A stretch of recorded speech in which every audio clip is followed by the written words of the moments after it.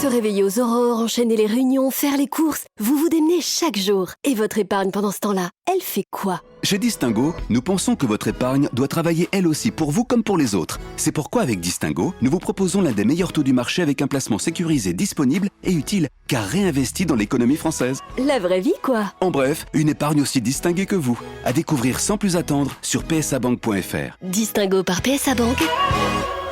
Mettons votre épargne au travail. Europe 1. Le monde vu par cette semaine, Romain Lacroix de Paris Match, il sera avec nous dans un court instant, mais d'abord François Clémenceau du JDD, bonjour. Bonjour Bernard. Avec vous François, nous parlons ce matin de deux pays d'Afrique, mais distincts, le Soudan et l'Algérie, où la situation politique dans l'un et l'autre cas est complètement bloquée. Dans ces deux pays, les dirigeants ont été évincés, mais les militaires ne parviennent pas à mettre en place une vague transition politique.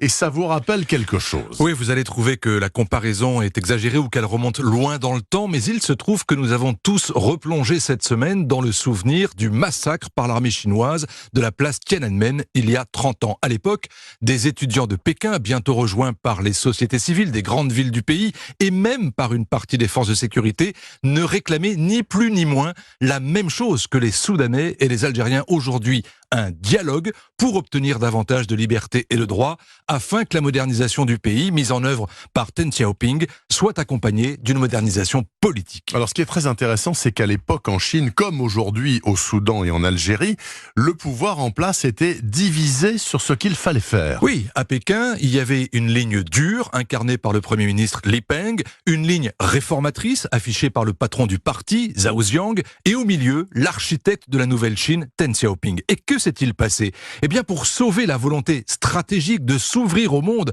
via le capitalisme d'État, le pouvoir chinois va sacrifier Zhao Ziyang. Les meneurs de la contestation seront arrêtés, les manifestants tués par centaines, peut-être par milliers, et une immense chape de plomb s'est abattue sur la Chine, qui est devenue aujourd'hui la première économie du monde, certes, mais tout en restant un régime totalitaire. Et vous dites, François, que c'est pareil au Soudan et en Algérie? Alors, pas tout à fait dans les résultats, mais dans la méthode, oui. Bouteflika à Alger et Béchir au Soudan, qui n'étaient pas des réformateurs, certes, et dont le peuple réclamait la tête, ont été sacrifiés par les militaires qui disposent de la réalité du pouvoir. À Khartoum, on ne peut pas nier qu'il y ait eu négociation, mais dès qu'on est rentré dans le dur, les milices paramilitaires ont tiré sur la foule. À Alger, c'est plus flou, pas de violence d'État, certes, mais intransigeance vis-à-vis de toute remise en cause du système. Et devinez qui, le 4 juin, a mis son veto aux Nations Unies à une condamnation de la répression au Soudan? La Chine. Naturellement. Bien sûr. Cette maladie-là, elle a un nom, la démophobie. C'est psychologiquement la peur de la foule,